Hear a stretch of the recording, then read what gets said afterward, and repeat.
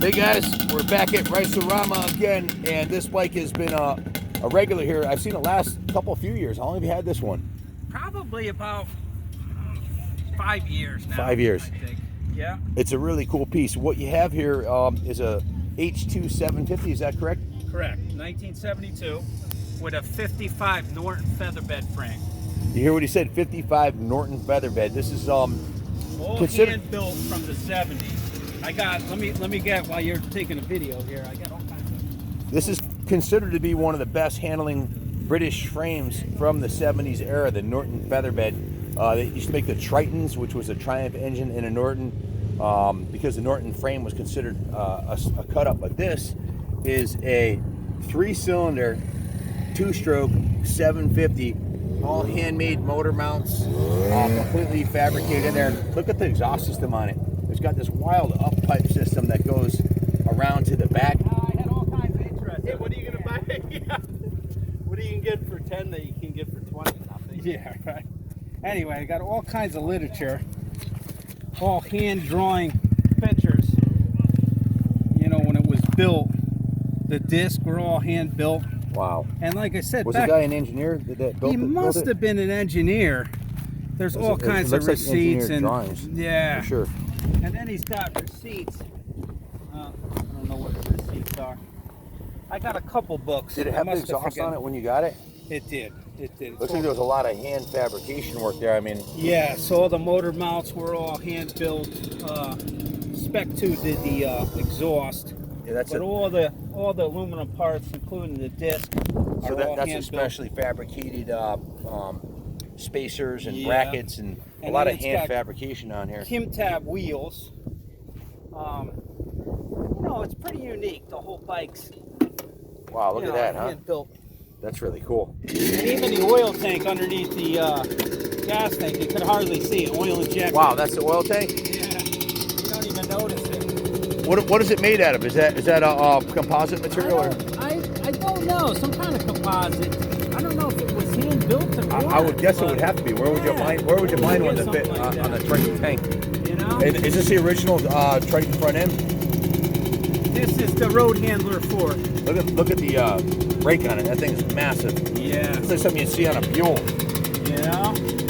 And don't forget, this was all built in the 70s. I got a diary somewhere around here that shows everything. That's a Lockheed brake system. Yes. Just brake. And air shocks, Monroe, Maine, USA. Monroe air shocks. Yeah. Could you fire it up for us? Yeah. Can you hear it run? What do you hear this thing? It sounds nasty. I wish that CR2 video wasn't running in the background, but yeah, it sounded like having a barking dog in the background. Yeah!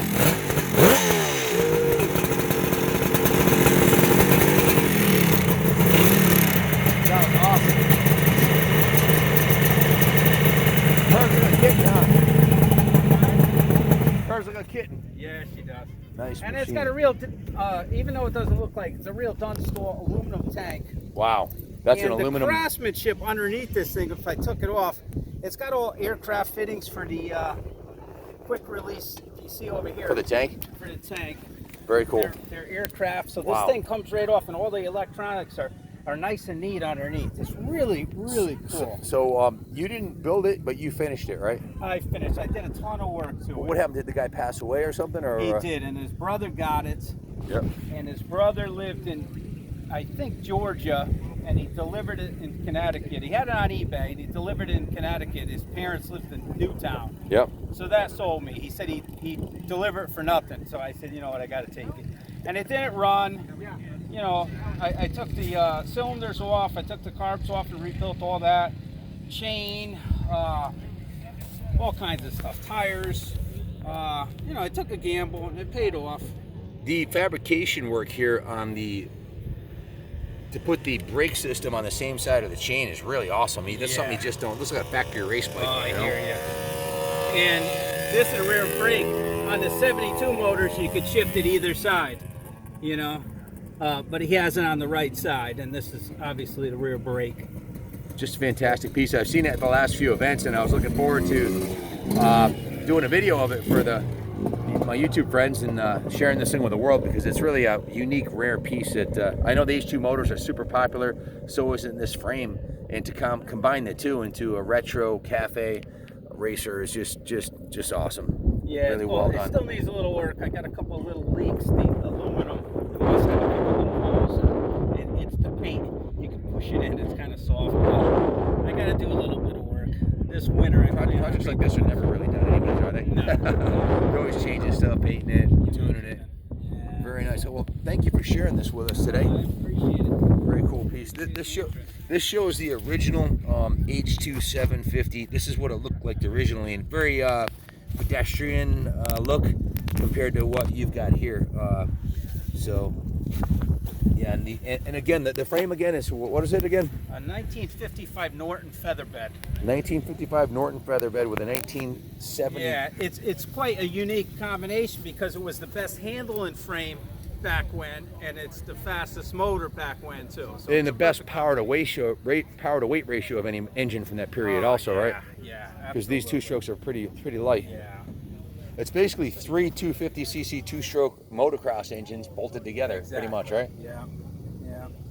How many horsepower would you guesstimate this thing's laying down? It's not that much, Ken. I think, if I had to guess, it's only about 60 or something. But, there was port work done to it. There was, it was dyno tested. I wish I had the, I got another book on it, and he's got all the dyno numbers and all that kind of stuff in it. I'm sure I got it somewhere around here. If not, it's in my garage. And They had a name for the Triton. Have you named the bike? Is there do you have a? No, the guy that kind of built it, it was Kawatron, he called it. Kawatron. I like it. Kawatron. I like but it. I thought it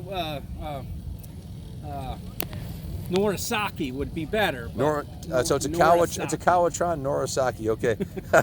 Very cool piece, man. And one in a million. I've been to Daytona, seen 500,000 bikes there every year for 30 years. So I'm not easily impressed. I've seen like 15 million motorcycles. You see probably a few Harley motors in the featherbed frame and other engines, but have yet to see an H2 motor in. Never. Probably never again either. I mean, it's just, who knows? Because the guy put hundreds of hours of fabrication work into this. Yeah, no doubt. And if you had to pay a shop rates to build a bike like this at $90 an hour, you drop a fat stack of cash. Yeah. So something like this is really hard to impossible to duplicate unless you're filthy, rotten rich, or highly talented and got a year of time to play. Which I'm neither, Ken. So. You just, through the grace of God, you ended up with it. Yeah. This is not something the average guy's going to build in their backyard, Very cool. Gets my vote as the most unique bike here at RAMA. This is dealer day at RAMA. It is ramping up for tomorrow. There'll be thousands of people here tomorrow. The largest Japanese motorcycle meet in the Northeast, for sure, isn't it? Was it like their 11th year or something? Yeah, it's pretty. It's great. It keeps getting bigger and bigger. This is like a big party for the vendors today. Everybody's hanging out and shooting the shit, and drinking beers, and eating hot dogs and burgers over there at the concession stand. So stay tuned. Tomorrow's gonna be off the hook. Thank you for sharing the bike. No problem. Thank you. God bless America.